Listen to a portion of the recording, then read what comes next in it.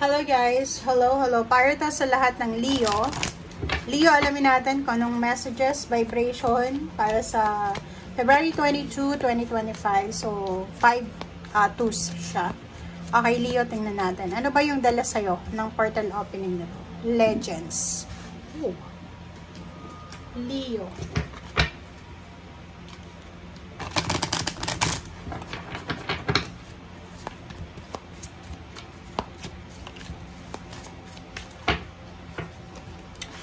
Community.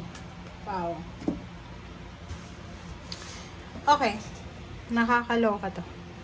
Eto, Leo. Tingnan mo. Sinasabi sir dito na legends, learn from those who inspire you. Meron kayo, Leo, na posibleng kailangan matutunan. Meron kayo, Leo, na siguro maraming nangyari sa past nyo. Like sa generation nyo sa pamilya, like sa mother side, father side, relatives. Diba? So, kung ano man ito, kailangan mong matuto sa mga pwedeng masasabi natin na kahit sa mistakes, diba? Pwede tayong matuto. Kahit sa kung ano man, positive or negative, kailangan nating matuto. So, learn from those who inspire you. Medyo medyo hindi siya maganda kasi siguro kung ano man ang pinagdadaanan mo sa ngayon, siguro meron doon na part na nangyari na to doon sa pangmagulang mo or sa elders mo or sa ancestors mo. So, parang naulit-ulit. 'Di ba? Yung parang nangyari na to sa amin sa pamilya ko. Parang gano'n. So, kailangan mong maging wise and tuso sa ngayon. Okay? Maging tuso and wise ka sa ngayon. Community 7. Nakikita ko sir dito, nakakaloka to. Etong community minsan masaya, minsan hindi. Etong community nakakaloka yan kasi unang-una, siguro meron kang minamanifest or meron kang hinihintay. It's either positive result, justice, answers, or anything na hinihintay mo dito. Mayroon kang mga tao sa paligid mo. Marami sila, napapaligiran ka ng mga tao ito na pakiramdam mo, suportado ka nila. Okay? Yung feeling mo, dadamayan ka nila. Yung parang may pumupuri sir. Ramdam mo yon. Pinupuri ka sa harapan mo. Okay? Pinupuri ka, alam mo, Leo, ganyan. Parang binibrainwash ka. Pero pag talikod mo, etong mga taong ito, group ng mga taong to, naghihintay lang sila na bumagsak ka. Diba? Harsh nun Kaya lumabas ang legends kasi isipin mo, ngayon, habang nanonood ka, ano ba yung nangyari sa magulang ko, sa father or mother ko, mga 3 generations siguro, sa past.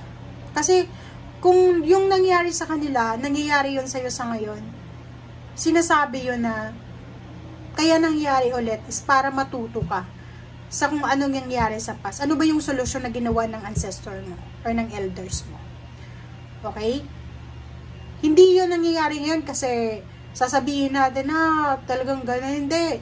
Nangyari yan para may matutunan tayo. Kasi minsan, di ba, parang yung problema, paulit-ulit lang, same lang ng problema, same na tao, same na situation, same na rason, ibig sabihin, wala tayong natututunan. Kaya nagiging problema pa siya. Pero once na nasolusyonan mo na siya, iba naman na problema yung darating sa'yo, di ba? So, yun. And yun, ingat-ingat ka sa pag-share ng mga good news, bad news, sa mga taong nakapaligid na yan sa'yo. Lalo na yung pinupuri ka sa harapan. Kasi, yung mga taong yan na pinupuri ka sa harapan, sila yung mismo na magiging backstabber. Okay? Sila mismo yung patataubin ka nila. Yung akala mo suportado ka nila, pero hindi. Yung mangyayari is lihim ka nila na binabagsak. Okay? And may paraan sila kung paano ka i-brainwash, i-manipulate. So, ingat-ingat ka. Okay? Leo. Okay, first card mo dito is 9 of Wands, 9 of Pentacles, Page of Cups and the World. Okay, Leo. Nakikita ko, sir, dito na etong Page of Cups is future siya. In the near future, it's either, okay, page siya. Maybe December, or maybe this December, or maybe next year, 12 months from now, 12 years from now, 12 weeks from now, 12 days from now. Isa sa mga batang individual sa buhay mo, kung wala ka pang anak ngayon, so maybe in how many years, magkakaroon ka ng anak. And itong anak mo na to, siya yung posibleng magiging source of your 9 of Pentacles and 9 of Wands. Ibig sabihin, etong anak na to, na pinagpaguran mo, okay? Ito yung pinaka possible dito.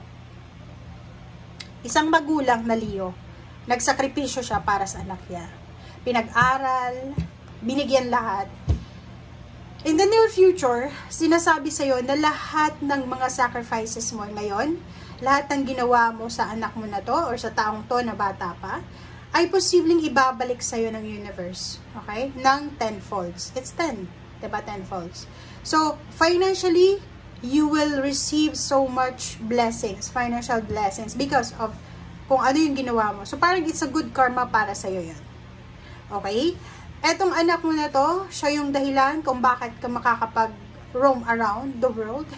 'Di ba? Yung parang mag-world tour ka dahil sa kanya. Okay?